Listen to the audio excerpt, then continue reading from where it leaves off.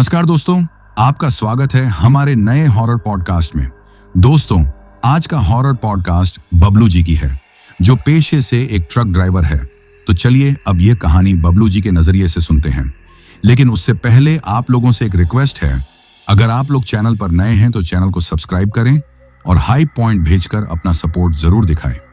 तो अब ज्यादा समय नहीं लेते हैं, चलिए कहानी की शुरुआत करते हैं। दोस्तों, मेरा नाम बबलू है। उम्र यही कोई 40-42 साल होगी और मैं उत्तर प्रदेश के एक छोटे से जिले का रहने वाला हूं। आज ट्रक की दुनिया को अलविदा कहे मुझे लगभग 4-5 साल का वक्त हो चला है। अब न तो वो हिम्मत बची है और न ही शरीर में उतनी ताकत कि रात बेरात हजारों किलोमीटर लंबे सफर पर निकल पड़ूं। गर्दन और पीठ के दर्द ने अब चारपाई से ऐसा रिश्ता जोड़ दिया है कि ज्यादा देर बैठना भी मुमकिन नहीं हो पाता। लेकिन एक वक्त था जब मेरी जिंदगी का दूसरा नाम ही ट्रक था और स्टीयरिंग व्हील मेरे हाथों का सबसे पक्का साथी हुआ करता था। मैंने अपनी जवानी के लगभग 15 साल इसी ट्रक ड्राइविंग को दिए हैं। इन 15 सालों में मैंने न जाने कितने रास्ते नापे, कितने शहर देखे और न जाने कितनी ही रातों को सड़कों पर गुजारा। इन लंबे सफरों में कई अच्छे बुरे अनुभव हुए, कुछ मीठी यादें बनी तो कुछ ऐसी भी थीं जिन्हें याद करके आज भी रूह कांप उठती है। आज मैं आप लोगों के साथ जो कहानी साझा करने जा रहा हूं वो मेरी जिंदगी की सबसे भयानक और अविश्वसनीय घटना है। ये एक ऐसी रात की कहानी है जिसने न सिर्फ मुझसे मेरा काम छीना, बल्कि मेरे अंदर बैठे उस निडर इंसान को भी हमेशा के लिए मार दिया। ये घटना उस वक्त की है जब मैं और मेरा खलासी कवि एक साथ काम किया करते थे। कवि मुझसे उम्र में काफी छोटा था, यही कोई 22-23 साल का नौजवान लड़का। वो मेरे ही गांव का था और मेरे पड़ोस में रहता था। स्वभाव से थोड़ा चंचल और आज की पीढ़ी के लड़कों की तरह ही तकनीक से जुड़ा हुआ, लेकिन काम में बड़ा पक्का और दिल का साफ था। हम दोनों की जोड़ी ऐसी थी जैसे बड़े और छोटे भाई की। बात आज से लगभग 5 साल पुरानी है। हम लोग राजस्थान के गंगानगर जिले से माल उठाकर हरियाणा की एक बड़ी फैक्ट्री के लिए निकले थे। हमारे ट्रक, जिसे मैं प्यार से रुस्तम कहता था, में फैक्ट्री का बहुत सारा कीमती सामान लदा हुआ था। हमें वो सामान अगली शाम तक हर हाल में हरियाणा पहुंचाना था। इसी वजह से हम बिना रुके लगातार ट्रक चलाते हुए अपनी मंजिल की तरफ बढ़ रहे थे। रात का वक्त था और हमें ट्रक चलाते हुए लगभग 8-9 घंटे हो चुके थे। लगातार सफर की वजह से थकान हम दोनों पर हावी हो रही थी। कवि, जो मेरे बगल वाली सीट पर बैठा ऊँघ रहा था, उसने मुझसे कहा, बबलू भाई, बहुत देर हो गई है चलते चलते। आगे कोई ठीक ठाक सा ढाबा देखकर रोक लो तो बेहतर होगा। थोड़ा खाना खा लेंगे और चाय पीकर सुस्ता लेंगे। कहीं ऐसा ना हो कि आपको नींद की कोई झपकी आ जाए और कोई बड़ा नुकसान हो जाए। उसकी बात में दम था। लगातार ड्राइविंग से मेरी आंखें भी भारी हो रही थीं। मैंने उससे कहा, कवि, बात तो तू ठीक कह रहा है, बस एक बार ये राजस्थान का बॉर्डर पार कर लें, फिर हरियाणा में घुसते ही किसी बढ़िया से ढाबे पर रुकेंगे और पेट भरकर खाना खाएंगे। मेरी बात सुनते ही वो लगभग जिद करते हुए बोला, नहीं भाई, बॉर्डर तक का इंतजार नहीं हो पाएगा। भूख भी जोरों की लगी है और नींद भी आ रही है। आप ऐसा करो, बॉर्डर से पहले ही जो भी ढाबा दिखे वहीं रोक लो। मुझे लगा कि शायद उसे सच में बहुत ज्यादा भूख लग रही होगी। मैंने उसकी बात मान ली और आगे उससे कोई बहस नहीं की। हाईवे पर चलते हुए लगभग 15-20 किलोमीटर बाद हमें एक पुराना सा ढाबा दिखाई दिया। रात के उस पहर में वहां ज्यादा चहल पहल नहीं थी। कुछ ट्रक जरूर किनारे खड़े थे, लेकिन ढाबे के अंदर गिने चुने लोग ही बैठे थे। मैंने ट्रक को पार्किंग में लगाया और हम दोनों ढाबे की तरफ चल दिए। ढाबा दिखने में काफी पुराना और साधारण सा था। अंदर कुछ चारपाइयां पड़ी थीं और एक कोने में टीवी पर कोई पुरानी फिल्म चल रही थी। हम एक चारपाई पर बैठ गए। तभी एक बूढ़ा सा आदमी हमारे पास आया। वो शायद वहीं काम करता था। उसने हमसे खाने के बारे में पूछा। हमने दाल, रोटी और चावल का ऑर्डर दे दिया।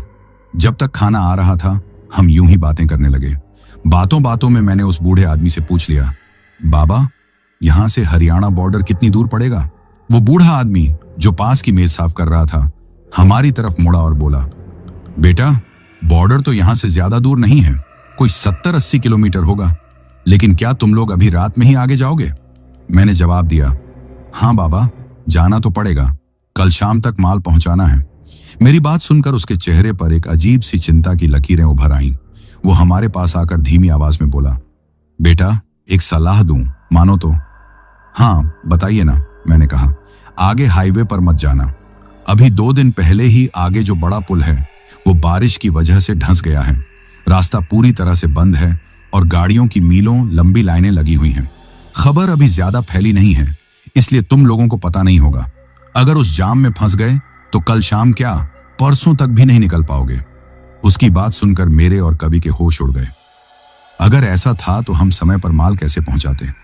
कवि ने फौरन अपना मोबाइल निकाला और खबर देखने की कोशिश करने लगा, लेकिन ढाबे के अंदर नेटवर्क बहुत खराब था।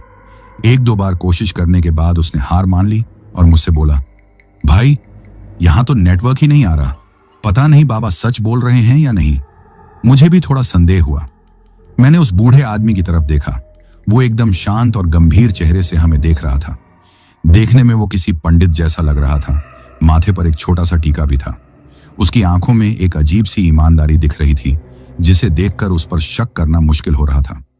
मैंने उससे पूछा, बाबा अगर हाईवे बंद है तो फिर जाने का कोई और रास्ता नहीं है क्या? मेरी बात सुनकर वो थोड़ा मुस्कुराया और बोला, है क्यों नहीं बेटा, एक रास्ता है। वो रास्ता यहां से थोड़ा पीछे से कटता है। वो पुराने शिवपुर माइंस के इलाके से होकर गुजरता है। अब वो खदानें तो सालों पहले बंद हो गईं, लेकिन रास्ता अभी भी चालू है और एकदम पक्का बना हुआ है। गांव वाले और हम जैसे लोग उसी रास्ते का इस्तेमाल करते हैं। वो तुम्हें हाईवे पर जाम वाली जगह से काफी आगे ले जाकर निकाल देगा। कम से कम 4-5 घंटे बचेंगे तुम्हारे। कवि ने तुरंत टोका, लेकिन बाबा वो खदानों वाला रास्ता रात में सुरक्षित तो होगा? सुनसान इलाका होगा। बूढ़ा आदमी हंसकर बोला, अरे बेटा डरने वाली कोई बात नहीं, रास्ता एकदम साफ है, बस थोड़ा सुनसान है, लेकिन चोर लुटेरों का कोई डर नहीं। मैं खुद हफ्ते में 2-3 बार उसी रास्ते से आता जाता हूं। तुम लोग ट्रक वाले हो, तुम लोगों को किस बात का डर? अब मैं सोच में पड़ गया। एक तरफ समय पर माल पहुंचाने की जिम्मेदारी थी और दूसरी तरफ एक अनजाना रास्ता। लेकिन बूढ़े आदमी की बातों में इतना विश्वास था कि मैं उसकी सलाह मानने की तरफ झुक रहा था। मैंने कवि की तरफ देखा। वो अभी भी संदेह में था। वो मुझसे फुसफुसाकर बोला, बबलू भाई रहने दो, क्या पता रास्ता कैसा हो, कहीं ट्रक फंस गया तो लेने के देने पड़ जाएंगे। यहीं रुक जाते हैं, सुबह तक शायद हाईवे खुल जाए। लेकिन मेरे मन में माल समय पर पहुंचाने की धुन सवार थी। मैंने कवि को समझाया, देख कवि, अगर बाबा सही कह रहे हैं और जाम लगा हुआ है तो सुबह तक भी हम नहीं निकल पाएंगे। मालिक को क्या जवाब देंगे? एक बार कोशिश करने में क्या हर्ज है? बाबा खुद कह रहे हैं कि रास्ता ठीक है। कवि चुप हो गया, लेकिन उसके चेहरे पर असहमति साफ दिख रही थी। हमने जल्दी जल्दी खाना खत्म किया और पैसे देने के लिए ढाबे के मालिक के पास गए। जब मैं पैसे दे रहा था तो मैंने देखा कि ढाबे का मालिक हमें एक बहुत ही अजीब और दया भरी नजरों से देख रहा था, जैसे उसे पता हो कि हम किसी मुसीबत में फंसने जा रहे हैं। मैंने उसकी नजरों को नजरअंदाज कर दिया। जब हम ढाबे से बाहर निकलकर अपने ट्रक रुस्तम की तरफ जा रहे थे तो वो बूढ़ा पंडित भी हमारे पीछे पीछे आ गया। उसने हमें रास्ते के बारे में फिर से समझाया। यहां से सीधे 2 किलोमीटर पीछे जाना, हाईवे के बाईं तरफ एक पुराना हाथ से रंगा हुआ बोर्ड दिखेगा जिस पर शिवपुर माइंस लिखा होगा। बस उसी रास्ते पर मुड़ जाना, वो रास्ता सीधा तुम्हें हाईवे पर ही निकालेगा। मैंने उसका धन्यवाद किया। हम ट्रक में बैठ गए। मैंने ट्रक स्टार्ट किया और उसे वापस हाईवे पर मोड़ने लगा। जैसे ही मैंने ट्रक को पीछे की तरफ घुमाया, मेरी नजर साइड वाले शीशे पर पड़ी। वो बूढ़ा पंडित अभी भी वहीं खड़ा हमें देख रहा था। उसके चेहरे पर एक अजीब सी मुस्कुराहट थी, लेकिन रात के अंधेरे में उसकी आंखें किसी शिकारी की तरह ठंडी और खाली लग रही थीं। एक पल के लिए मेरे मन में ख्याल आया कि कहीं कुछ गड़बड़ तो नहीं, लेकिन फिर मैंने इस ख्याल को झटक दिया और ट्रक को उस अनजाने सफर की ओर बढ़ा दिया। मुझे क्या पता था कि यह सफर हमारी जिंदगी का सबसे खतरनाक सफर होने वाला था, और उस बूढ़े की सलाह कोई मदद नहीं बल्कि एक जाल था। एक ऐसा जाल जो हमें सीधे मौत के मुंह की तरफ खींच रहा था। उस बूढ़े पंडित की बताई हुई राह पर चलने के लिए मैंने ट्रक को वापस मोड़ लिया था। हाईवे की जगमगाती रोशनियों को पीछे छोड़कर हम एक अनजाने अंधेरे की तरफ बढ़ रहे थे। कवि मेरे बगल में खामोश बैठा था। उसके चेहरे पर अब भी शक और डर का मिला जुला भाव था। मैंने उसे तसल्ली देने के लहजे में कहा, फिक्र मत कर कवि, बस 1-1.5 घंटे की ही तो बात है। जैसे ही ये रास्ता खत्म होगा हम वापस हाईवे पर होंगे और अपनी मंजिल के और करीब। सोच, अगर हम जाम में फंसते तो कितना वक्त बर्बाद होता। कवि ने कुछ नहीं कहा, बस हम की एक धीमी आवाज निकाली और खिड़की से बाहर देखने लगा। उसका इस तरह खामोश हो जाना मुझे थोड़ा अजीब लगा, क्योंकि आमतौर पर वो पूरे रास्ते कुछ न कुछ बोलता रहता था। या तो अपने मोबाइल में उलझा रहता या फिर मुझसे मेरे पुराने सफरों के किस्से सुनता रहता। उसकी खामोशी उस रास्ते की खामोशी को और भी गहरा बना रही थी। जैसा उस बूढ़े ने बताया था, हाईवे से लगभग 2-2.5 किलोमीटर पीछे जाने पर हमें बाईं तरफ एक कच्चा सा रास्ता कटता हुआ दिखा। वहीं पर एक पुराना लकड़ी का बोर्ड गड़ा हुआ था, जिस पर धुंधले और उखड़े हुए अक्षरों में किसी ने हाथ से लिख रखा था, शिवपुर माइंस 5 किलोमीटर। बोर्ड की हालत देखकर ही लग रहा था कि यह सालों से यहां लावारिस पड़ा है। रास्ते की शुरुआत तो ठीक ठाक थी, सड़क पक्की थी, हालांकि हाईवे जितनी चौड़ी और साफ सुथरी नहीं थी। इसे देखकर मेरे मन को थोड़ी तसल्ली हुई और कभी का डर भी कुछ कम हुआ। मुझे लगा कि शायद बाबा सही ही कह रहे थे और ये रास्ता वाकई में हमारा समय बचा सकता है। लेकिन मेरी ये तसल्ली ज्यादा देर तक कायम नहीं रही। जैसे जैसे हम उस रास्ते पर आगे बढ़ते गए, आसपास का माहौल एक अजीब और अनजाने ढंग से बदलने लगा। हाईवे का शोर, गाड़ियों की आवाज आई, सब कुछ पीछे छूट गया था। अब सिर्फ हमारे ट्रक रुस्तम के इंजन की गड़गड़ाहट थी जो उस भयानक सन्नाटे को चीर रही थी। सड़क के दोनों तरफ जो पहले खेत या थोड़ी बहुत हरियाली दिख रही थी, अब उसकी जगह कंटीली झाड़ियों और पत्थरीली बंजर जमीन ने ले ली थी। चांदनी रात थी और उस पीली रोशनी में चट्टानों और सूखी झाड़ियों के साए ऐसे लग रहे थे जैसे कोई अजीबोगरीब जीव जमीन पर रेंग रहे हों। हवा जैसे एक ही जगह पर ठहर सी गई थी, पेड़ का एक पत्ता तक नहीं हिल रहा था। मुझे अचानक महसूस हुआ कि ट्रक के केबिन के अंदर का तापमान भी गिर गया है। हल्की सी ठंड लगने लगी थी, जबकि कुछ देर पहले तक हम गर्मी से परेशान थे। मैंने ट्रक का रेडियो चालू कर दिया, सोचा कि कोई गाना सुनकर माहौल थोड़ा हल्का होगा। रेडियो पर कोई पुराना गाना बज रहा था, लेकिन कुछ ही देर में गाने की आवाज में घरघराहट होने लगी और फिर सिर्फ तेज स्टैटिक की आवाज आने लगी। मैंने चैनल बदलने की कोशिश की, लेकिन हर स्टेशन पर सिर्फ वही कान फाड़ने वाली आवाज थी। और फिर उस स्टैटिक के बीच से मुझे ऐसा लगा जैसे कोई फुसफुसा रहा हो, बहुत ही धीमी दबी हुई आवाजें, जैसे कोई औरत रो रही हो। मैंने तुरंत कवि की तरफ देखा, वो भी कान लगाकर सुनने की कोशिश कर रहा था। उसने डर भरी आवाज में पूछा, बबलू भाई, ये कैसी आवाज है? जैसे कोई रो रहा हो। मेरा दिल धक से रह गया, लेकिन मैंने खुद को संभाला और डर को चेहरे पर नहीं आने दिया। मैंने रेडियो बंद करते हुए कहा, अरे कुछ नहीं है, सुनसान इलाका है ना, इसलिए नेटवर्क नहीं पकड़ रहा। ये सब हवा की आवाजें होती हैं जो रेडियो पकड़ लेता है। तू भी बेकार में डरता है। कवि चुप हो गया, लेकिन मैं जानता था कि हम दोनों को पता था कि वो सिर्फ हवा की आवाज नहीं थी। उस रास्ते पर कुछ तो था जो सही नहीं था। लगभग 3-4 किलोमीटर अंदर आने के बाद हमें खदानों के पहले निशान दिखने शुरू हुए। सड़क के किनारे पुरानी जंग लगी मशीनें पड़ी थीं। कहीं किसी टूटी फूटी इमारत का ढांचा खड़ा था और फिर हमारी नजर उस पर पड़ी। रास्ते के बाईं तरफ खदान का एक बहुत बड़ा लोहे का गेट था जो आधा खुला हुआ था। उस गेट के ऊपर बीचों बीच एक पुरानी लालटेन लटक रही थी। हैरानी की बात यह थी कि उस लालटेन के अंदर धीमी सी लौ जल रही थी और वो लालटेन धीरे धीरे हवा में झूल रही थी, आगे पीछे। उसे देखकर मेरे रोंगटे खड़े हो गए। मैंने तुरंत ट्रक की रफ्तार धीमी कर दी। कवि की आंखें डर से फटी जा रही थी।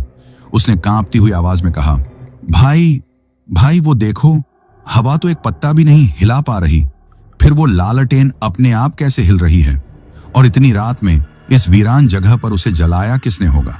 अब मेरे पास कोई जवाब नहीं था। मेरे अंदर का डर भी अब बाहर आने लगा था।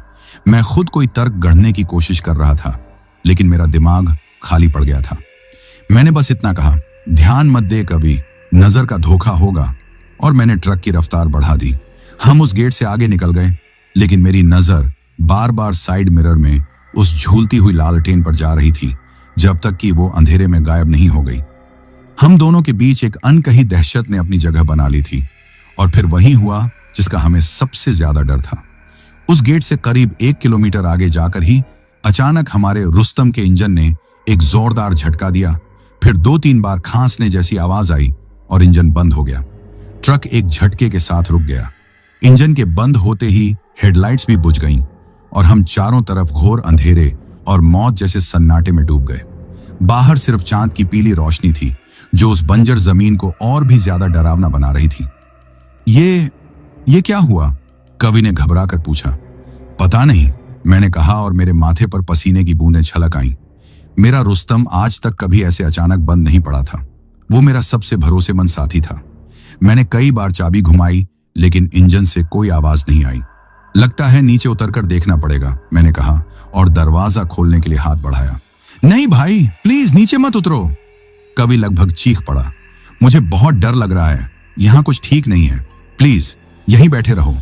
पागल हो गया है क्या? मैं उस पर चिल्लाया, हालांकि मेरा खुद का गला सूख रहा था। अगर नीचे उतरकर नहीं देखूंगा तो क्या यहीं बैठकर सुबह का इंतजार करेंगे? टॉर्च जला, मैं अभी देखकर आता हूं। मैंने टूल बॉक्स से अपनी बड़ी वाली टॉर्च निकाली, दरवाजा खोला और ट्रक से नीचे उतर गया। बाहर की हवा केबिन से भी ज्यादा ठंडी और भारी थी। ऐसा लग रहा था जैसे हवा में कोई अनजाना बोझ घुला हुआ हो। मैंने ट्रक का बोनट उठाया और टॉर्च की रोशनी में इंजन को देखने लगा। कवि ने डर के मारे अपना दरवाजा अंदर से लॉक कर लिया था और खिड़की से मुझे देख रहा था। मैं इंजन में उलझा हुआ था, हर तार, हर पाइप को देख रहा था। और तभी मैंने कवि की दबी हुई चीख सुनी। मैंने इंजन से सिर बाहर निकालकर पूछा, क्या हुआ? भाई जल्दी अंदर आओ। वो शीशे पर हाथ पीटते हुए बोला। मैंने हंसने की आवाज सुनी। क्या बक रहा है? मुझे गुस्सा आ गया। यहां कौन हंसेगा? सच कह रहा हूं भाई, एक बच्चे के हंसने की आवाज थी, यहीं पास से आई थी। उसकी आवाज में दहशत साफ थी। मैंने टॉर्च चारों तरफ घुमाई। दूर दूर तक पथरीली जमीन और कंटीली झादियों के अलावा कुछ नहीं था। कोई इंसान तो क्या, कोई जानवर तक नजर नहीं आ रहा था। मैंने उसे डांटते हुए कहा, तेरा दिमाग खराब हो गया है डर के मारे, चुपचाप बैठा रह, मुझे काम करने दे। मैं वापस इंजन देखने लगा। मैंने लगभग 10 से 15 मिनट तक हर चीज को बारीकी से परखा। बैटरी के तार सही थे, फ्यूल लाइन में भी कोई गड़बड़ नहीं थी, सब कुछ अपनी जगह पर एकदम ठीक था। मुझे कुछ समझ नहीं आ रहा था कि आखिर ट्रक बंद क्यों हुआ। एक मैकेनिक के तौर पर मेरे लिए यह किसी पहेली से कम नहीं था और यह पहेली मुझे डरा रही थी। थक हारकर मैंने बोनट बंद किया और वापस केबिन में आकर बैठ गया। कुछ समझ नहीं आ रहा, मैंने कवि से कहा। सब कुछ तो ठीक है। मैंने सोचा कि चलो आखिरी बार और कोशिश करता हूं। मैंने एक गहरी सांस ली और चाबी को इग्निशन में घुमाया और मेरी हैरानी का कोई ठिकाना नहीं रहा। एक ही बार में बिना किसी दिक्कत के रुस्तम का इंजन एक जोरदार गड़गड़ाहट के साथ जिंदा हो गया। हेडलाइट्स फिर से जल उठी और उनकी तेज रोशनी ने सामने के रास्ते को नहला दिया। हम दोनों पत्थर की मूरत बने एक दूसरे को देखते रहे। यह नामुमकिन था। जो इंजन 15 मिनट की मशक्कत के बाद भी चालू नहीं हुआ, वो अब ऐसे शुरू हो गया जैसे कभी बंद ही न हुआ हो। मेरे पास अब कोई तर्क नहीं बचा था। कवि की आंखों में जो डर था, वही डर अब मेरी आंखों में भी तैर रहा था। मैंने कांपते हुए हाथों से गियर डाला और ट्रक को आगे बढ़ा दिया। हम दोनों में से कोई कुछ नहीं बोला। हम समझ चुके थे कि हम किसी आम रास्ते पर नहीं हैं। यह कोई शॉर्टकट नहीं था, यह एक जाल था और हम उस जाल में बुरी तरह फंस चुके थे। अब सवाल यह नहीं था कि हम अपनी मंजिल पर कब पहुंचेंगे। सवाल यह था कि क्या हम इस गुमनामी की राह से कभी जिंदा बाहर निकल भी पाएंगे या नहीं। ट्रक का इंजन दोबारा जिंदा हो चुका था, लेकिन हमारे अंदर की हिम्मत मर चुकी थी। केबिन के अंदर एक ऐसी खामोशी ने कब्जा कर लिया था जो ट्रक के इंजन के शोर से भी ज्यादा भारी थी। कवि अपनी सीट पर सिकुड़ कर बैठा हुआ था और उसकी आंखें खिड़की से बाहर पसरे अंधेरे को इस तरह घूर रही थीं, जैसे वो किसी भी पल किसी और डरावनी चीज के नमूदार होने का इंतजार कर रहा हो। मेरा हाल भी उससे कुछ अलग नहीं था। मेरे हाथ स्टीयरिंग व्हील पर कसकर जमे हुए थे, लेकिन अंदर से मैं कांप रहा था। उस बूढ़े पंडित का चेहरा, ढाबे वाले का अजीब सा बर्ताव, वो खुद ब खुद हिलती लाल लटेन और फिर ट्रक का रहस्यमय तरीके से बंद होकर चालू हो जाना, ये सब कोई इत्तेफाक नहीं हो सकता था। हम जानबूझकर किसी जाल में धकेले गए थे।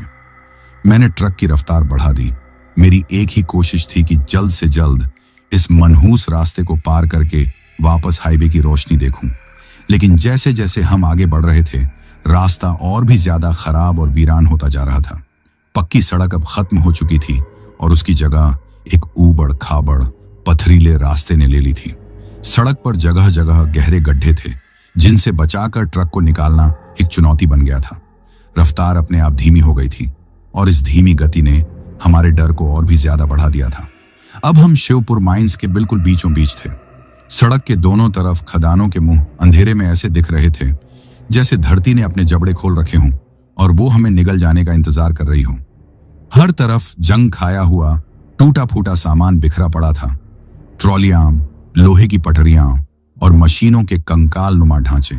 चांद की रोशनी में ये सब किसी प्रागैतिहासिक दानव के अवशेष लग रहे थे। ऐसा महसूस हो रहा था जैसे हम किसी शहर में नहीं बल्कि किसी मुर्दा घर से गुजर रहे हों, जहां हर चीज सालों पहले दम तोड़ चुकी थी। बबलू भाई, कवि की कांपती हुई आवाज ने सन्नाटे को तोड़ा। मुझे लगता है हमें वापस लौट चलना चाहिए। यह जगह ठीक नहीं है। आगे जाना खतरे से खाली नहीं होगा। वापस? मैंने कड़वाहट से कहा। वापस कहां जाएंगे कवि? जिस रास्ते से आए हैं, क्या वो सुरक्षित था? और क्या तुझे लगता है कि जो भी चीज यहां है वो हमें इतनी आसानी से वापस जाने देगी? मेरी आवाज में हताशा थी। हम आगे और पीछे दोनों तरफ से फंस चुके थे और तभी एक तीखे मोड़ पर हमारी हेडलाइट्स की रोशनी में कुछ ऐसा दिखा कि मेरे हाथ पैर सुन्न पड़ गए। मैंने पूरी ताकत से ब्रेक पर पैर मारा और ट्रक एक तेज चीख के साथ रुक गया। सड़क के ठीक बीचों बीच एक औरत खड़ी थी। उसने एक साधारण सी मैली साड़ी पहन रखी थी और एक छोटे से बच्चे का हाथ थाम रखा था। बच्चा यही कोई 5-6 साल का होगा। औरत के बाल बिखरे हुए थे और उसका चेहरा आंसुओं से भीगा हुआ था। वो इस तरह खड़ी थी जैसे दुनिया में उसका कोई ना हो। उन्हें देखकर एक पल के लिए मेरा डर जाता रहा और उसकी जगह दया ने ले ली। इतनी रात में इस वीरान जगह पर एक औरत अपने छोटे से बच्चे के साथ अकेली खड़ी थी। कोई भी शरीफ इंसान उन्हें देखकर मदद के लिए रुक जाता। ये कौन है? मैंने अपने आप से कहा, लेकिन कवि की दहशत चरम पर थी। वो लगभग फुसफुसाते हुए बोला, भाई दरवाजा मत खोलना, ये कोई चाल है, ये इंसान नहीं हो सकते। प्लीज भाई, ट्रक आगे बढ़ाओ, यहां से चलो। उसकी बात मेरे कानों में पड़ रही थी, लेकिन मेरी आंखें उस औरत के बेबस चेहरे पर टिकी थीं। वो धीरे धीरे चलकर हमारे ट्रक की तरफ आई, लेकिन हेडलाइट्स की तेज रोशनी से कुछ कदम पहले ही रुक गई। उसने अपने हाथ जोड़ ली और रोते हुए बोली, साहब, साहब, भगवान के लिए मेरी मदद करो। मेरा आदमी सुबह काम करने इस खदान के अंदर गया था, अभी तक लौट कर नहीं आया। मुझे बहुत डर लग रहा है साहब, कहीं उसके साथ कोई हादसा ना हो गया हो। उसकी आवाज में इतनी बेबसी और दर्द था कि मेरा दिल पसीज गया। मैं खुद एक बेटी का बाप था, मैं उसकी तकलीफ महसूस कर सकता था।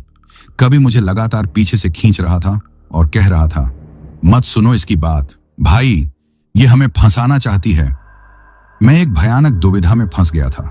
मेरा दिल कह रहा था कि मुझे उसकी मदद करनी चाहिए, लेकिन मेरा दिमाग कवि की बातों से सहमत था। यहां कुछ भी सामान्य नहीं था। मैंने उस औरत को और भी ध्यान से देखा, उसकी सच्चाई का अंदाजा लगाने की कोशिश की, और तभी मुझे कुछ अजीब चीजें महसूस हुई। जिस धूल भरी पथरीली सड़क पर वो खड़ी थी, उसके पांव और साड़ी का निचला हिस्सा एकदम साफ थे। उन पर धूल का एक कण तक नहीं था। फिर मेरी नजर उनकी परछाई पर पड़ी। ट्रक की इतनी तेज हेडलाइट्स में हमारी परछाई तो एकदम साफ बन रही थी, लेकिन उस औरत और बच्चे की परछाई बहुत ही हल्की, लगभग पारदर्शी सी थी, जैसे किसी ने कागज पर पेंसिल से हल्का सा निशान बना दिया हो। मेरा दिल जोर जोर से धड़कने लगा। मैंने उस बच्चे की तरफ देखा। वो ना तो रो रहा था, ना ही घबराया हुआ था। वो बस खाली, गहरी और डरावनी आंखों से सीधा सामने देख रहा था, जैसे उसके अंदर कोई जान ही ना हो। मैं इन सब चीजों का मतलब समझने की कोशिश ही कर रहा था कि अचानक एक पल के लिए, सिर्फ एक पल के लिए, उस औरत का रोता हुआ चेहरा झिलमिलाया, और उस एक पल में मुझे जो दिखा उससे मेरी आत्मा तक कांप उठी। उस बेबस चेहरे की जगह एक कंकाल जैसा चेहरा था। आंखों की जगह 2 खाली गड्ढे थे और मुंह की जगह एक काला गहरा छेद। वो मंजर इतनी तेजी से आया और गया कि एक बार को मुझे लगा कि ये मेरा वहम है, मेरी डरी हुई आंखों का धोखा। लेकिन ये धोखा नहीं था, ये एक चेतावनी थी। मेरे शरीर में जैसे बिजली दौड़ गई। डर ने मेरी सारी दया और दुविधा को एक झटके में खत्म कर दिया। मैंने कवि की तरफ नहीं देखा, न ही उससे कुछ कहा। मेरे दिमाग ने काम करना बंद कर दिया था और अब सिर्फ जिंदा रहने की आदिम प्रवृत्ति काम कर रही थी। मैंने पूरी ताकत से गियर बदला और एक्सीलरेटर पर अपना पूरा वजन डाल दिया। रुस्तम का इंजन एक दानव की तरह दहाड़ा और मैंने ट्रक को सीधा उन दोनों की तरफ दौड़ाने के बजाय तेजी से बाईं तरफ घुमाकर उनके बगल से निकाला। वो दोनों अपनी जगह से 1 इंच भी नहीं हिले, बस खड़े होकर हमें देखते रहे। और जैसे ही हमारा ट्रक उनके पास से गुजरा, उस औरत के चेहरे का सारा दर्द और बेबसी गायब हो गई। उसकी जगह अब एक भयानक अमानवीय गुस्से ने ले ली थी। उसके होंठ एक डरावनी मुस्कुराहट में खींच गए और उसने अपने मुंह से एक ऐसी तेज, पतली और दिल चीर देने वाली चीख निकाली जिसे सुनकर लगा जैसे किसी ने गर्म लोहे की सलाई मेरे कानों में उतार दी हो। वो किसी इंसान की चीख नहीं थी, वो एक ऐसी आवाज थी जो हमारे ट्रक के लोहे के ढांचे को कंपा गई। खिड़कियों के शीशे थरथरा उठे और ऐसा लगा जैसे हमारा खून हमारी नसों में जम जाएगा। मैं बस ट्रक भगाता रहा, उस चीख को पीछे छोड़ने की कोशिश करता रहा, लेकिन वो आवाज हमारे पीछे पीछे आ रही थी, हमारा पीछा कर रही थी। अब हमारे मन में कोई शक नहीं बचा था, हम इंसान नहीं बल्कि इस वीरान रास्ते पर भटकती किसी शैतानी ताकत के चंगुल में फंस चुके थे, और हमें नहीं पता था कि ये रात खत्म होने से पहले हमें और क्या क्या दिखाना बाकी था। उस औरत की दिल चीर देने वाली चीख हमारे कानों में पिघले हुए शीशे की तरह उतर चुकी थी। मैं पागलों की तरह ट्रक भगा रहा था, मेरी नजरें सामने के ऊबड़ खाबड़ रास्ते पर थीं और मेरे दिमाग में बस एक ही ख्याल था, यहां से दूर, बहुत दूर निकल जाना है। कभी पीछे की खिड़की से चिपका हुआ था, उसकी आंखें डर से बाहर निकली पड़ रही थीं। वो बार बार कांपती हुई आवाज में बोल रहा था, भाई वो लोग पीछे आ रहे हैं। मैंने साइड मिरर में देखने की हिम्मत की और जो देखा उससे मेरा खून जम गया। वो औरत और बच्चा अब सड़क पर नहीं थे, बल्कि वे उन टूटे फूटे खदान के ढांचों और जंग लगी मशीनों के बीच से होते हुए हमारे ट्रक के साथ साथ दौड़ रहे थे। उनकी रफ्तार अमानवीय थी। उनके साथ अब एक और साया था, एक लंबे हट्टे कट्टे आदमी का साया, जो शायद उस औरत का पति था। वे जमीन पर दौड़ नहीं रहे थे, बल्कि हवा में तैरते हुए लग रहे थे और हमारे ट्रक के साथ बड़ी आसानी से अपनी गति बनाए हुए थे। और फिर एक जोरदार धड़ाम की आवाज के साथ हमारे ट्रक की छत पर कुछ भारी चीज गिरी। आवाज इतनी तेज थी कि हम दोनों अपनी सीटों पर उछल पड़े। ऐसा लगा जैसे किसी ने एक बड़ी सी चट्टान हमारी छत पर फेंक दी हो। कवि चीख पड़ा, ऊपर छत पर कोई है भाई। उसके शब्द मुंह में ही थे कि छत पर से खुरचने की आवाज आने लगी, जैसे कोई अपने लंबे पैने नाखूनों से ट्रक की लोहे की चादर को खुरच रहा हो। मेरे दिमाग पर हथौड़े की तरह पड़ रही थी। मेरा पूरा शरीर पसीने में नहा गया था। मुझे लगा कि अब हम नहीं बचेंगे। वो चीज छत को फाड़कर किसी भी पल अंदर आ जाएगी। मेरी हिम्मत जवाब दे चुकी थी। मौत मुझे साफ साफ अपने सामने खड़ी दिख रही थी। इसी दहशत और बेबसी के आलम में मेरा हाथ अपने आप मेरे गले की तरफ चला गया। मेरी उंगलियों ने उस चांदी के लॉकेट को छू लिया जो मेरी मां ने मुझे दिया था। उन्होंने कहा था, बेटा, जब भी किसी मुसीबत में हो, इसे पकड़कर हनुमान जी को याद कर लेना। उस लॉकेट के अंदर एक बहुत ही छोटा, मोड़कर रखा हुआ हनुमान चालीसा था। जैसे ही मेरी कांपती हुई उंगलियों ने उस ठंडे लॉकेट को कसकर पकड़ा, एक अजीब सा चमत्कार हुआ। छत पर से आ रही वो भयानक खुरचने की आवाज अचानक बंद हो गई। जो अमानवीय दबाव हमें अपने चारों तरफ महसूस हो रहा था, वो थोड़ा कम हो गया। बाहर से आ रही फुसफुसाहटें भी हल्की पड़ गईं। ये कोई नाटकीय चमत्कार नहीं था, लेकिन एक पल के लिए हमें उस जानलेवा दहशत से थोड़ी राहत मिल गई थी। मेरे अंदर हिम्मत का एक कतरा लौटा और मेरे दिमाग को कुछ सोचने का मौका मिला। शायद इसी राहत के पल या फिर पिछले कुछ घंटों के भयानक तनाव के कारण मेरा दिमाग एक अजीब सी अवस्था में चला गया। मैं ट्रक चला रहा था, मेरी आंखें रास्ते पर थीं, लेकिन मेरे दिमाग में कहीं और की तस्वीरें चल रही थीं, किसी टूटी हुई फिल्म की तरह। पहला दृश्य, मैंने उसी शिवपुर माइंस के इलाके को देखा, लेकिन दिन की तेज रोशनी में। खदानें चल रही थीं, मजदूर काम कर रहे थे। मैंने उस औरत, बच्चे और उसके पति को देखा। वे खुश थे, हंस रहे थे। आदमी एक सीधा सादा मजदूर लग रहा था। दूसरा दृश्य, तस्वीर बदली। अब मैंने ढाबे पर मिले उस पंडित जी को देखा, लेकिन वो बूढ़ा और पंडित जैसा नहीं था। वो अधेड़ उम्र का एक क्रूर और लालची ठेकेदार लग रहा था। उसके साथ 2-3 गुंडे जैसे आदमी थे। वे उस मजदूर और उसके परिवार को धमका रहे थे। बहस उनकी जमीन को लेकर हो रही थी, जिस पर वो ठेकेदार कब्जा करना चाहता था। तीसरा दृश्य, बहस खूनी झड़प में बदल गई। मैंने अपनी आंखों के सामने उस ठेकेदार और उसके गुंडों को उस बेबस परिवार पर हमला करते देखा। उन्होंने उस मजदूर को बेरहमी से लाठियों से पीटना शुरू कर दिया। उसकी पत्नी चीखती चिल्लाती रही, लेकिन उसकी सुनने वाला कोई नहीं था। फिर उसकी चीखें भी खामोश कर दी गईं। चौथा और आखिरी दृश्य, वो सबसे भयानक था। मैंने उस ठेकेदार को अपने आदमियों को हुक्म देते हुए देखा। उन्होंने उस मरे हुए परिवार के 3 लोगों की लाशों को घसीटा और पास ही मौजूद एक गहरी अंधेरी खदान के मुंह में फेंक दिया। लाशें नीचे अंधेरे में गायब हो गईं। इसके बाद मैंने उस ठेकेदार को अपने हाथ झाड़ते और एक शैतानी हंसी हंसते हुए देखा। एक जोरदार झटके के साथ मैं उस भयानक सपने या हकीकत से बाहर आया। मेरे हाथ से स्टीयरिंग घूम गया था और ट्रक सड़क से उतरने ही वाला था। मैंने उसे मुश्किल से संभाला। मेरा चेहरा सफेद पड़ चुका था और मैं हाँफ रहा था। क्या हुआ भाई, आप ठीक तो हो? कवि ने मेरी हालत देखकर घबराते हुए पूछा। मेरे पास शब्द नहीं थे। मैंने कांपती हुई आवाज में रुक रुक कर वो सब कुछ बता दिया जो मैंने अभी अभी अपनी बंद आंखों से देखा था। वो परिवार, वो ठेकेदार, वो हत्या और वो खदान। जैसे ही मैंने अपनी बात खत्म की, केबिन के अंदर एक बर्फीली खामोशी छा गई। अब सारी कड़ियां जुड़ चुकी थीं। वो बूढ़ा पंडित कोई हमदर्द नहीं बल्कि एक कातिल था, और ये आत्माएं कोई शैतान नहीं बल्कि एक मजलूम परिवार की अतृप्त आत्माएं थीं जो सालों से अपने साथ हुए अन्याय का बदला लेने के लिए यहां भटक रही थीं। ये रास्ता कोई शॉर्टकट नहीं था। ये उस कातिल ठेकेदार का बनाया हुआ एक शिकारगाह था। वो ढाबे पर बैठकर भोले भाले ट्रक वालों को इस रास्ते पर भेजता था, शायद उन भटकती आत्माओं को शांत करने के लिए, या शायद अपनी क्रूरता के किसी नए खेल के लिए। ये एहसास किसी भी भूत को देखने से ज्यादा डरावना था। हम सिर्फ भूतों से नहीं लड़ रहे थे, हम सालों पुराने एक ऐसे गुनाह के बीच फंस गए थे जिसकी सजा आज भी ये वीरान खदानें काट रही थी।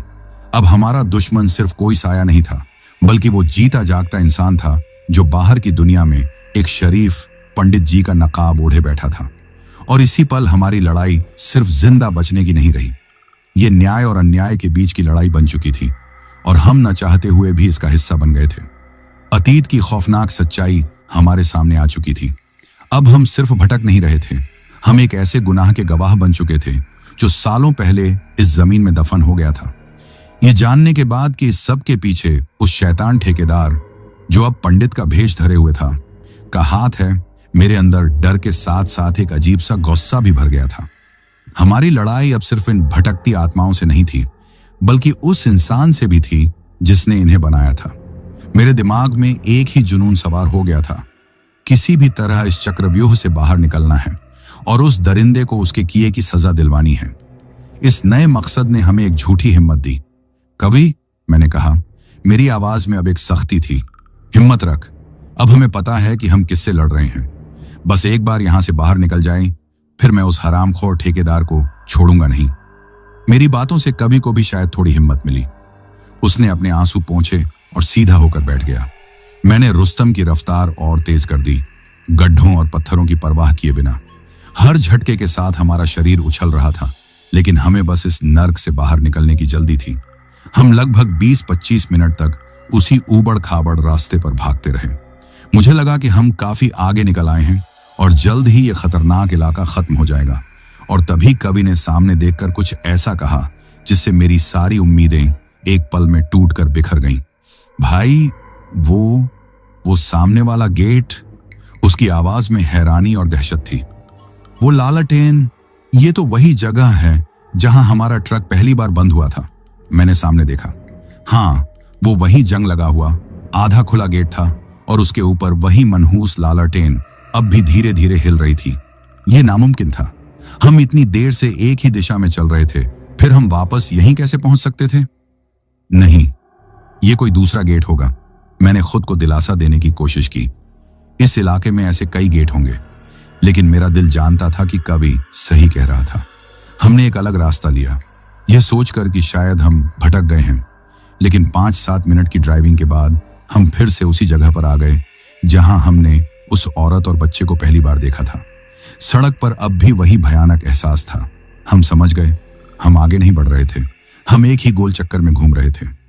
यह रास्ता एक अंतहीन शैतानी चक्रव्यूह था और हम इसके कैदी थे। इस एहसास ने हमारी हिम्मत को पूरी तरह तोड़ दिया। अब हम समझ गए थे कि इन आत्माओं का मकसद सिर्फ हमें डराना नहीं, बल्कि हमें यहीं पर थकाकर, तोड़कर खत्म कर देना है। और जैसे ही हम पर यह निराशा हावी हुई, उन शैतानी ताकतों का हमला और भी भयानक और निजी हो गया।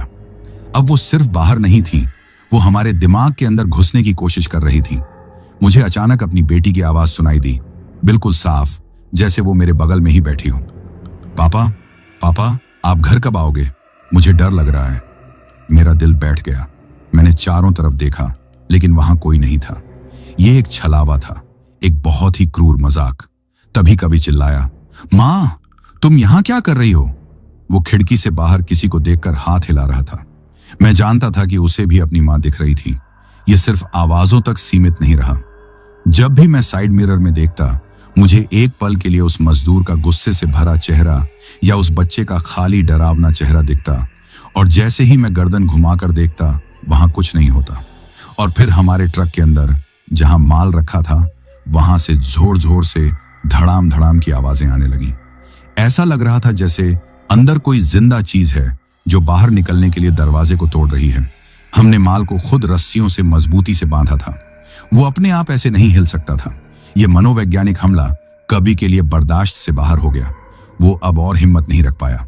वो एक छोटे बच्चे की तरह फूट फूट कर रोने लगा। वो मेरे ऊपर चीखने लगा, मैंने कहा था भाई, मैंने कहा था इस रास्ते पर मत आओ। आपकी वजह से हम यहां फंस गए। आपने मेरी एक नहीं सुनी। अब हम सब यहीं मरेंगे। मैं मरना नहीं चाहता भाई। वो अपने बाल नोच रहा था और पागलों की तरह बड़बड़ा रहा था। केबिन के अंदर का माहौल बाहर की दुनिया से ज्यादा खौफनाक हो गया था। एक तरफ आत्माओं का कहर था, तो दूसरी तरफ मेरे अपने साथी का टूटता हुआ विश्वास और हिम्मत। मैंने ट्रक को एक झटके से रोक दिया और उसे दोनों कंधों से पकड़कर जोर से हिलाया। कवि, होश में आ कवि। अगर तू ही ऐसे हिम्मत हार जाएगा तो हम दोनों मारे जाएंगे। चुप हो जा। मेरी डांट का उस पर कोई असर नहीं हुआ। वो बस रोता रहा। मैं समझ गया कि अब मुझे अकेले ही कुछ करना होगा। मैंने आंखें बंद की और अपने गले में पड़े लॉकेट को कसकर पकड़ लिया। मुझे मेरी मां के शब्द याद आए। मुझे उस ठेकेदार का शैतानी चेहरा याद आया। मुझे उस बेबस परिवार की चीखें याद आईं और मुझे मेरा वो सपना, वो हकीकत का टुकड़ा याद आया। वो खदान का गहरा अंधेरा मुंह जहां उनकी लाशें फेंकी गई थीं। एक बिजली की तरह मेरे दिमाग में एक ख्याल कौंधा, एक बहुत ही खतरनाक और पागलपन से भरा ख्याल। हम इस रास्ते पर रहकर यहां से कभी नहीं निकल सकते। ये रास्ता ही तो जाल है। ये आत्माओं के बनाए नियमों का खेल है। अगर हमें इस खेल को जीतना है तो हमें इसके नियम तोड़ने होंगे। मैंने कवि की तरफ देखा, जो अब भी सिसकियां ले रहा था। मैंने एक गहरी लंबी सांस ली और अपनी आवाज को जितना हो सके स्थिर बनाने की कोशिश की। कवि, मैंने कहा, मेरी बात ध्यान से सुन। हम इस सड़क पर रहकर यहां से नहीं निकल सकते। ये हमें गोल गोल घुमाकर मार डालेगी। उसने रोते हुए पूछा, तो हम क्या करें? मैंने सामने सड़क से हटकर पत्थरीली ऊबड़ खाबड़ अंधेरी जमीन की तरफ इशारा किया। हमें उस सड़क पर जाना होगा, मैंने कहा। क्या भाई, आपका दिमाग खराब हो गया है क्या? वो चीखा। वो रास्ता नहीं है, वहां ट्रक पलट जाएगा, हम मर जाएंगे। मरना तो वैसे भी है कवि, मैं उसकी आंखों में आंखें डालकर बोला। कम से कम लड़कर तो मरे। मुझे याद है मैंने सपने में देखा था कि उनकी लाशें किस खदान में फेंकी गई थीं। वो यहीं कहीं है। अगर इस जाल का कोई केंद्र है तो वो वही जगह है। हमें सड़क छोड़कर सीधे उसी तरफ जाना होगा। शायद यही बाहर निकलने का एकमात्र रास्ता है। कवि मुझे अविश्वास से देखता रहा। उसे मेरी बात पागलपन लग रही थी, लेकिन शायद मेरी आंखों में उसे कोई और रास्ता न होने की हताशा दिख गई थी। मैंने दोबारा कुछ नहीं कहा। फैसला हो चुका था। मैंने अपने कांपते लेकिन दृढ़ हाथों से स्टीयरिंग व्हील को पकड़ा। मैंने अपने रुस्तम पर एक नजर डाली और मन ही मन कहा, साथ देना मेरे दोस्त, आज आखिरी लड़ाई है। और फिर मैंने स्टीयरिंग व्हील को पूरी ताकत से दाईं ओर घुमा दिया और ट्रक को सड़क से उतारकर उस अनजाने पथरीले अंधेरे में धकेल दिया। ट्रक के पहिए जैसे ही सड़क की टूटी फूटी सुरक्षा को छोड़कर पथरीली अनजानी जमीन पर उतरे, हमारा शरीर एक भयानक झटके से कांप गया। रुस्तम अब सड़क पर दौड़ नहीं रहा था, वो पत्थरों और गड्ढों से लड़ रहा था, किसी घायल जानवर की तरह। मैं पूरी ताकत से स्टीयरिंग व्हील को पकड़े हुए था, उसे अपने काबू में रखने की हर मुमकिन कोशिश कर रहा था। हर पल ऐसा लग रहा था कि ट्रक अभी पलट जाएगा।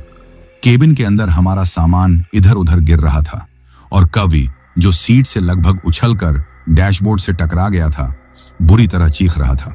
जैसे ही हमने उनका बनाया हुआ रास्ता, उनका चक्रव्यूह तोड़ा, उन आत्माओं का सब्र भी टूट गया। अब उनका खेल खत्म हो चुका था और उनकी असली भयानक नफरत सामने आ गई थी। चारों तरफ अंधेरे से पत्थर बरसने लगे। छोटे बड़े पत्थर हमारे ट्रक के ढांचे पर आकर बज रहे थे, जिससे ऐसी आवाजें आ रही थीं जैसे कोई लोहे के ड्रम को हथौड़ों से पीट रहा हो। एक बड़ा सा पत्थर सीधा आकर हमारी सामने वाली खिड़की के शीशे से टकराया। ट्रक की तेज आवाज के साथ शीशे पर एक मकड़ी के जाले जैसा निशान बन गया। एक और पत्थर आता तो शायद शीशा टूटकर अंदर आ जाता। अब वो आत्माएं सिर्फ सायों की तरह नहीं थीं, वो पूरी तरह से हमारे सामने थीं। वो औरत, वो बच्चा और वो मजदूर आदमी, तीनों के चेहरे अब दर्द और बेबसी से नहीं बल्कि एक अमानवीय क्रोध से बिगड़े हुए थे। उनकी आंखें अंधेरे में लाल अंगारों की तरह जल रही थीं। वे हमारे ट्रक के चारों तरफ मंडरा रहे थे, कभी सामने आकर रास्ता रोकते तो कभी बगल से गुजरते हुए ट्रक के दरवाजे को पीटने लगते। और फिर उस सारे शोर और तबाही के बीच हमें एक हंसी सुनाई दी, एक ठंडी, क्रूर और मजाक उड़ाती हुई हंसी। मैंने सामने देखा, कुछ दूर एक चट्टान पर वही ठेकेदार खड़ा था, अपने जवानी के रूप में। वो पंडित जी के भेष में नहीं बल्कि उसी क्रूर हत्यारे के रूप में था जिसे मैंने सपने में देखा था। वो हमारी बेबसी का तमाशा देख रहा था और जोर जोर से हंस रहा था। इसी पल यह साफ हो गया कि वो भी अब उन्हीं की दुनिया का हिस्सा था, एक प्रेत, शायद इन आत्माओं का स्वामी या उनका सबसे बड़ा कैदी। हमें उस खदान तक पहुंचना है कभी, किसी भी कीमत पर, मैं चिल्लाया। मैंने अपनी पूरी हिम्मत और अनुभव को दांव पर लगा दिया था। पत्थरों की बौछार और सामने आते हुए प्रेतों से बचते बचाते मैं ट्रक को आगे बढ़ाता रहा। और फिर हमें वो जगह दिखी, एक पहाड़ी के नीचे एक बड़ा सा गड्ढा, एक गहरा और अंधेरा मुंह, वही खदान जिसका जिक्र मेरे सपने में था। लेकिन जैसे ही हम उसके करीब पहुंचे, हमारा रास्ता रोक लिया गया।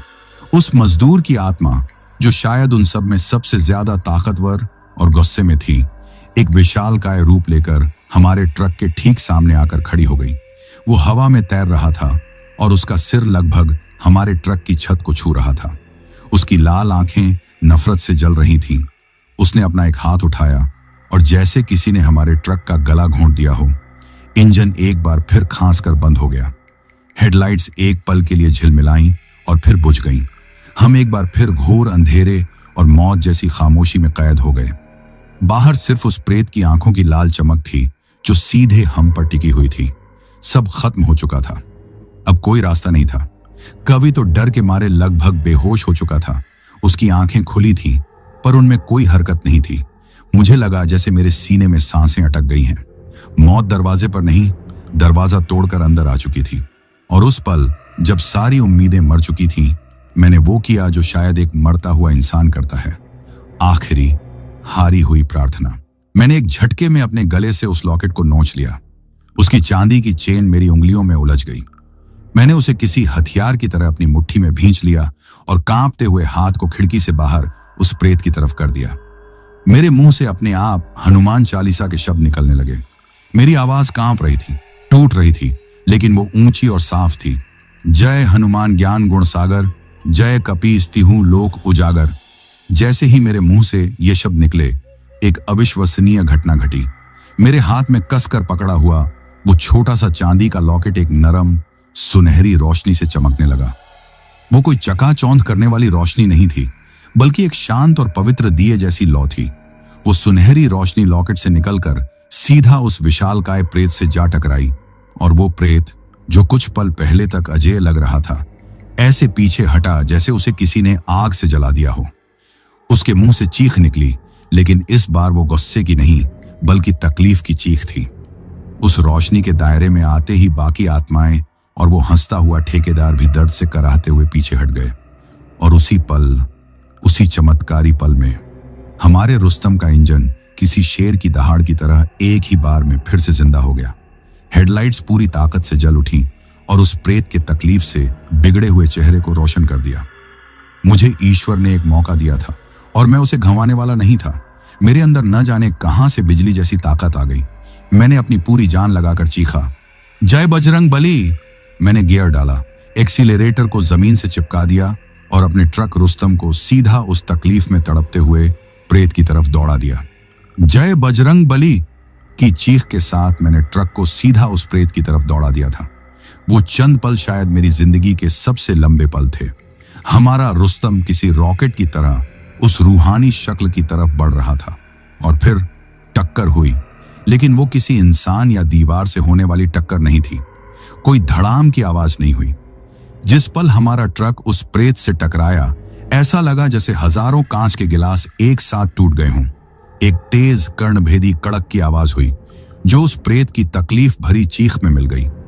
एक पल के लिए केबिन के अंदर बर्फ जैसी ठंडी धुंध भर गई और फिर सब कुछ साफ हो गया। हम उसके आर पार निकल चुके थे।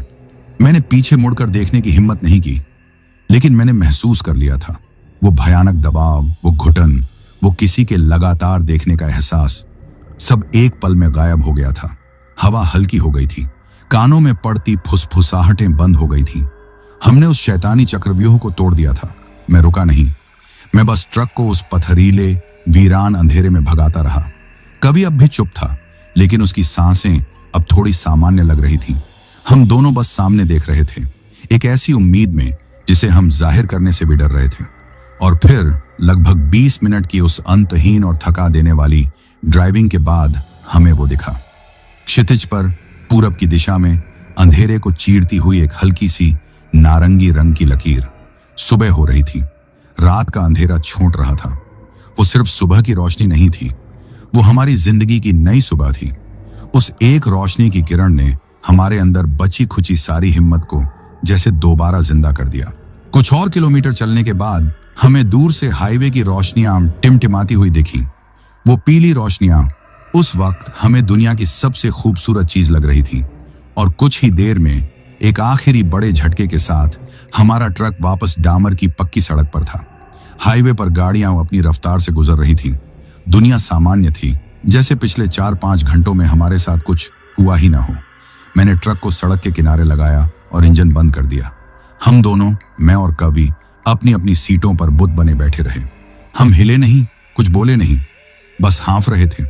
हमारे शरीर बुरी तरह कांप रहे थे।